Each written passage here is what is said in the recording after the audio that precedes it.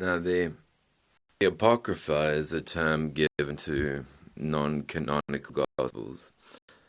Canonical Gospels are the ones included in what's called the biblical canon, and as I have mentioned in previous recordings, stories like Bel and the Dragon, at about the time when King Arthur fiction books were really taking off as a matter of,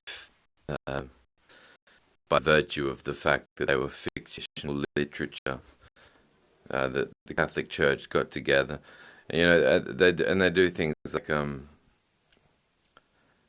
it wasn't until the early 1990s that the heresy charges were dropped on Galileo.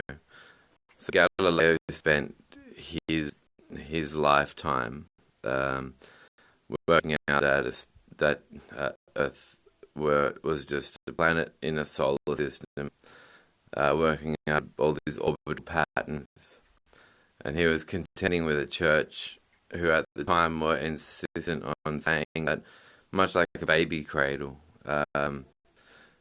Earth was the center of all of God's creation. So, in fact, transference from the parent guardianship,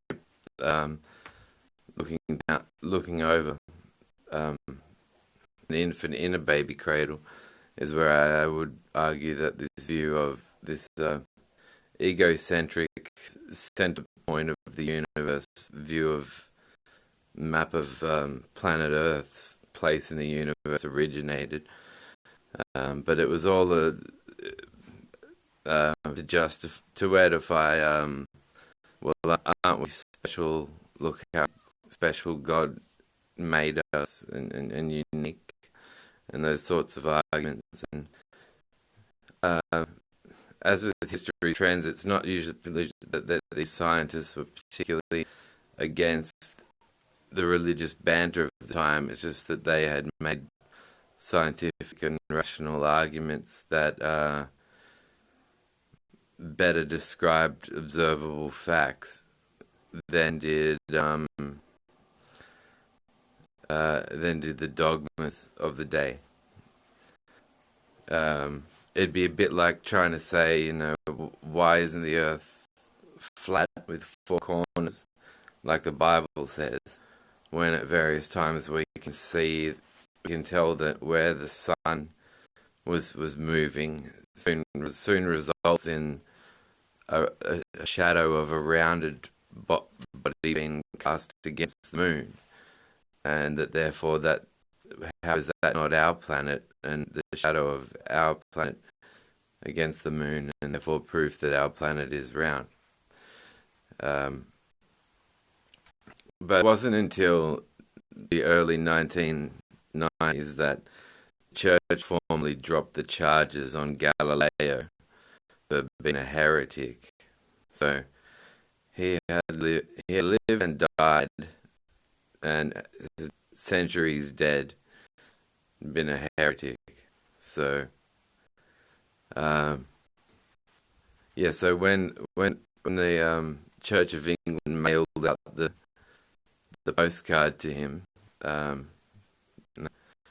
dear skeleton of Galileo, Professor Galileo, we have written this to inform you that no longer does the Church of England regard that you be made amenable to the charge of heresy. And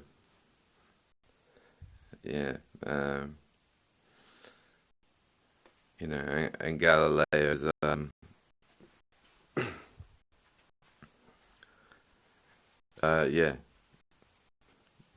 rolling in his grave with joy. I finally appreciate it.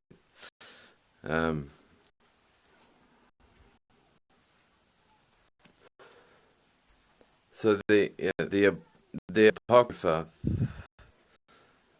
The Apocrypha are non-canonical Gospels. So, in addition to Matthew, Mark, Luke, and John, there's the Gospels according to Mary Magdalene, Judas, Peter, Thomas, Thomas is the one who you said his story is to caution you against the exercise of a sense of doubt. They go the narrative in the canon, like touch, finger my wound. The resurrected Jesus is going to Thomas. Stick your finger in my wound. And Thomas goes, "Oh yeah, I doubt no more."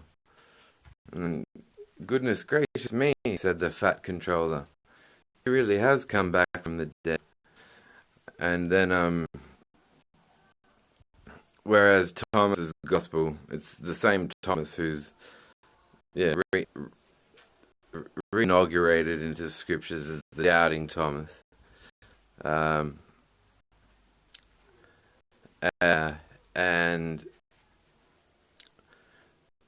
he uses a scapegoat caution against doubt because they want you to have blind faith. But this is also probably what accounts for the dismissal of his gospel from the canon. Now, you might ask the question, well, why wouldn't any gospel about Jesus whatsoever, particularly when you've got gospels as absurd as Matthew, talking about a zombie apocalypse, mass grave resurrection of Old Testament saints that never gets preached on and isn't believed by anybody? Why do you have that included in the biblical canon, and yet leave out like Judas's gospel or Mary Magdalene's gospel or Saint Peter's gospel or Thomas's gospel? Why not throw them all in and then let people make up their minds? So this leaves us now. Well, we can gather that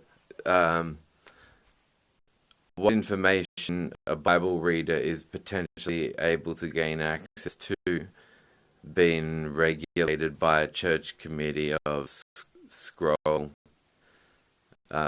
analysts and selective scroll analysts, is absolutely guaranteed to be a factor here. And so far that they are controlling with great approximation what you consider to be biblical writing, what you consider to have been written by a god.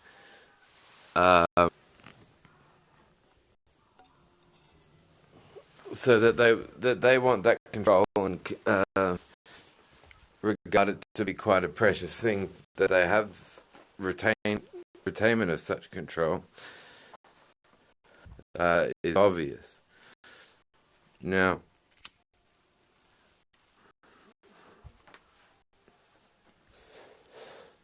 in a sense that they're still treating him like a human sacrifice over and over again, despite, I mean, you can raise the question, well, wouldn't they want to include any gospel written about Jesus into the canon, and then they're there for people to read them?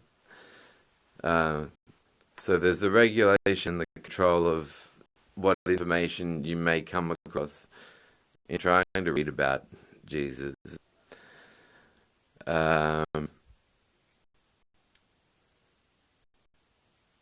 But what I've suggested has been the main agenda, has been to take what is an abduction with an absurd accusatory question: are you the king of the Jews?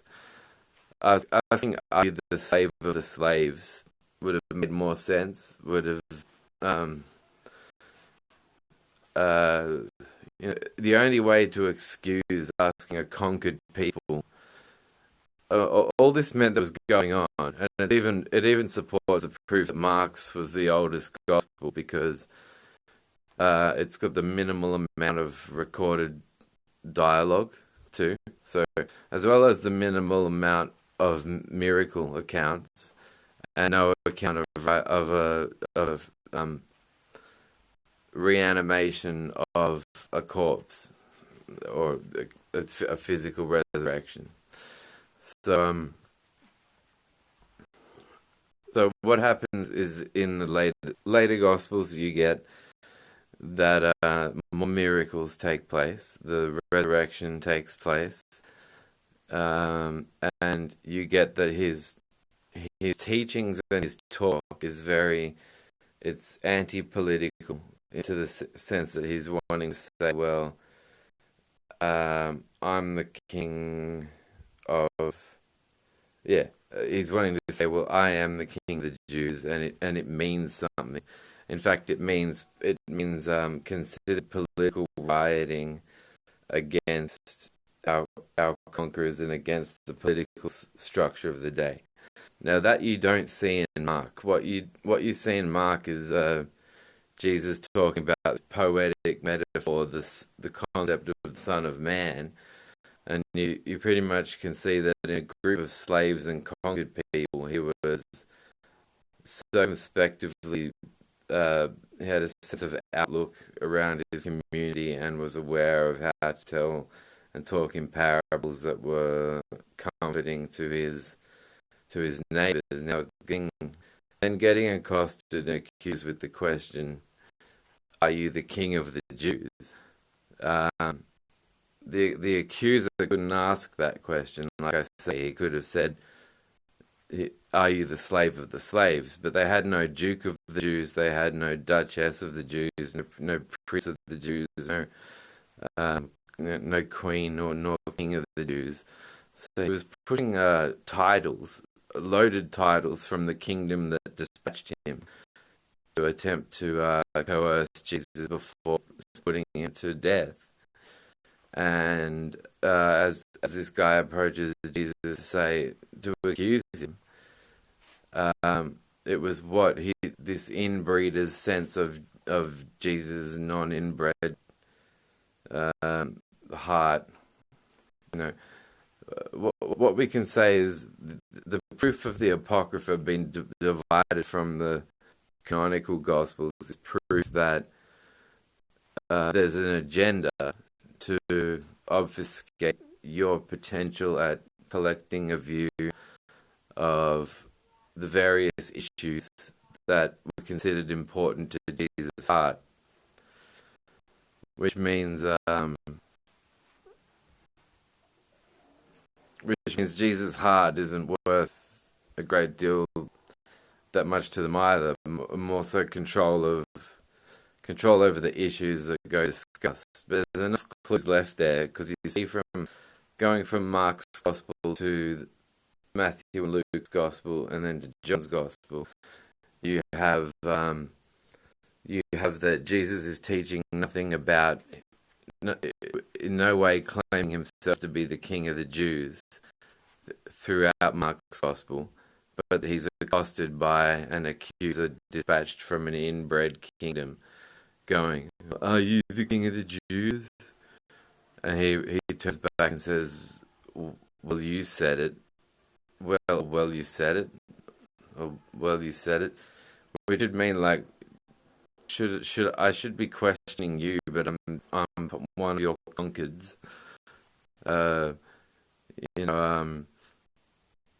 Why would you load that question with the title king when we're your conquereds? That's a bit fucking rude and inconsiderate.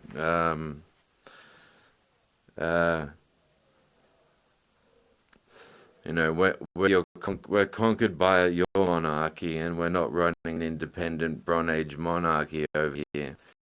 But we are allowed to talk, as far as you've said, amongst each other. We're allowed to talk amongst each other. So why do you wish to put me to death? Because we can talk amongst ourselves.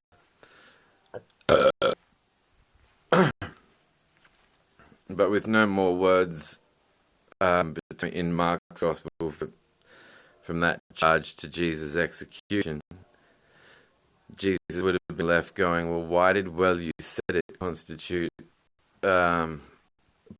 procession to execute or crucify?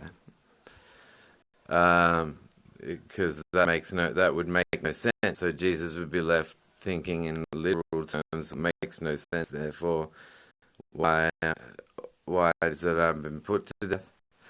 which means that the more that they physically mishandled his person, the more pushed towards suicidal thoughts and feelings he would have been, and nervous breakdowns, suicidal thoughts, feelings.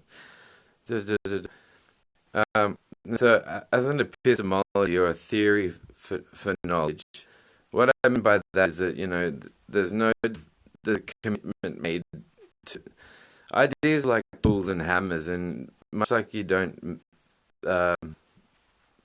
wear jewelry like on the handle of your hammer, corresponding to a ring on one of your fingers to say that you're married to the hammer. Epistemology, like a policeman said to me when I talked about evolution, it said, so what, you just think the first man and the first woman just evolved? And I said, have you heard?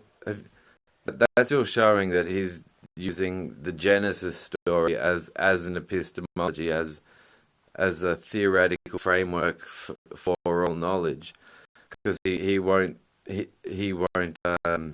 consider alternative questions. Then how can then creation beginning with one man and one woman? It just doesn't occur to him to think in any other terms. So I was like, well, what about tribalism? What about us evolving in batches of non-incestuous, non-inbreeding tribes because of astral phenomena colliding with primordial soup where monkeys were fucking and things of this sort.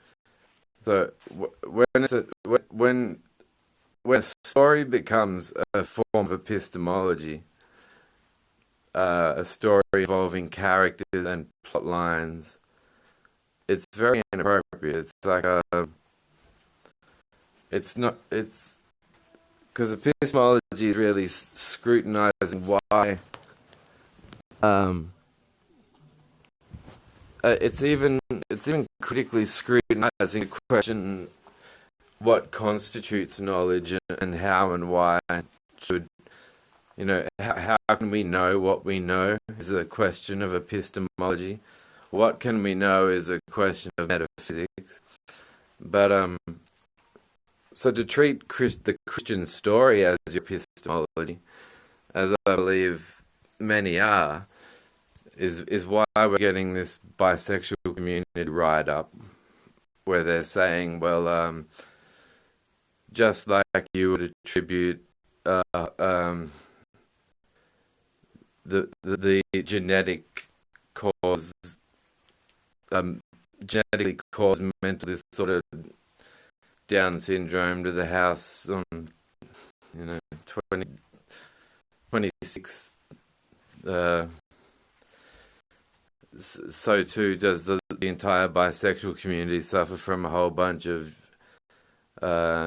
genetically caused disorders, and it's nervous breakdowns, depression, suicidal thoughts.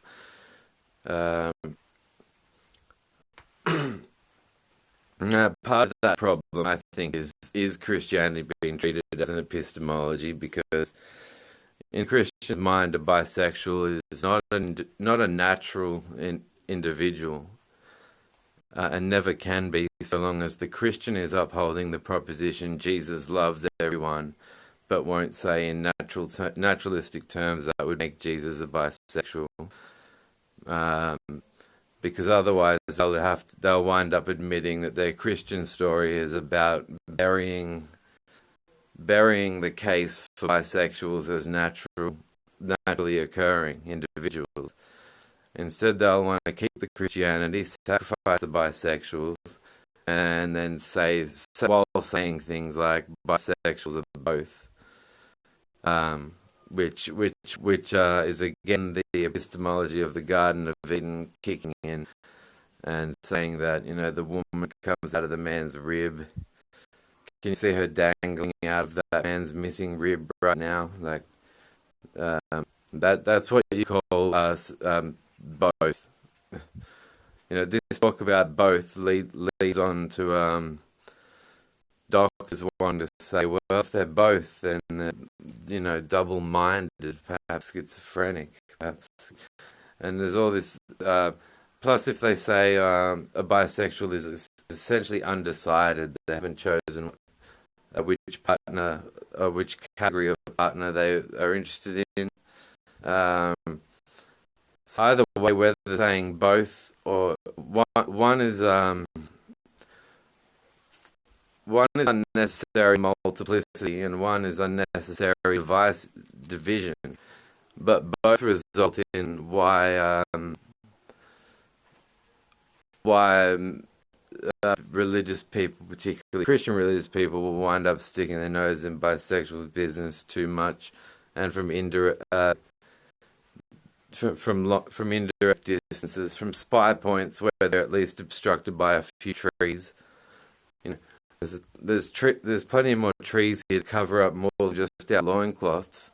I say we set up camp and watch from here. Good idea. Yeah, very good idea. Well, and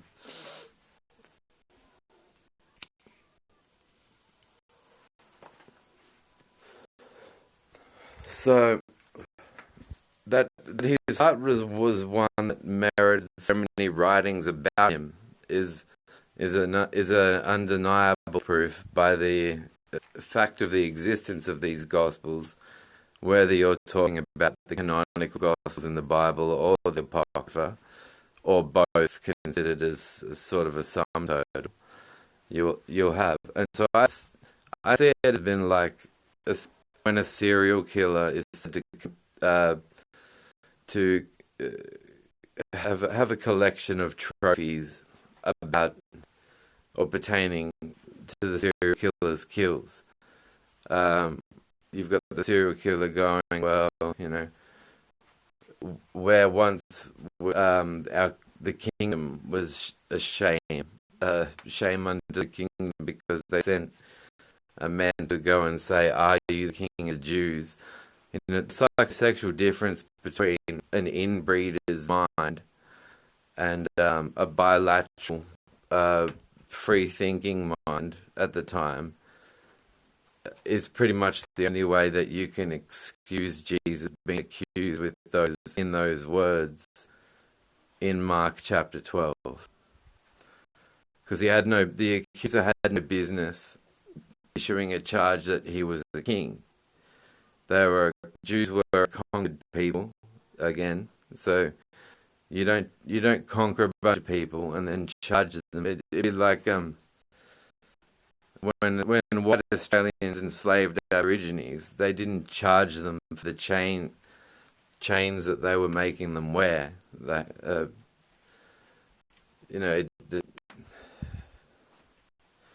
Anyway, it's adding insult to injury. So now, so the narrative changes so that Jesus' death is to be represented as a just one, because his ideas were so against the political system, you see. So within the transition from the oldest gospel to the next two, to that of Matthew and Luke, in the 80s of the first century, a tremendous change has already occurred.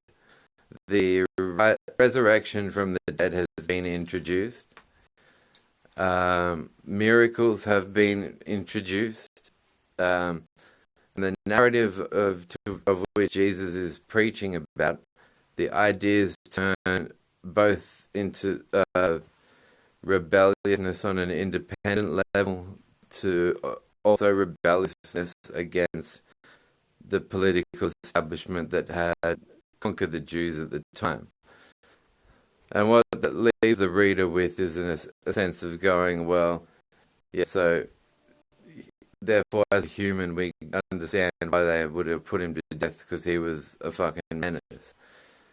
But once you've studied Mark's gospel, then it's clear that That's about the concealment of the content in Mark's gospel and the misdescribing the content of Mark's gospel on redescribing the content of Mark's gospel, so that blame is shifted away from the guard dispatched who accused him incorrectly.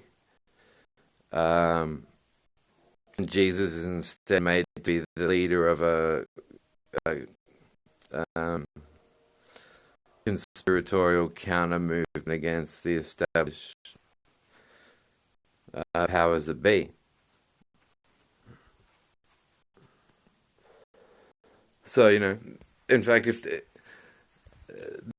since the difference between an armed guard accusing a slave of bearing the title king in order to put him to death, suddenly switching to how that slave was in fact leading a whole cohort of people who believed that they were on their way to a kingdom takeover, and you have him, swinging his dick around, going, "I'm king of the Jews," and Leonardo DiCaprio auditioning to play his role in the next film. It shows a tremendous change in narrative just from one book to the next, and it's a shift and change in a story so important that more important than whatever differences they would trivialize, whatever differences are thought to merit the exclusion of the Gospel of the Apocrypha from inclusion in the biblical canon now. So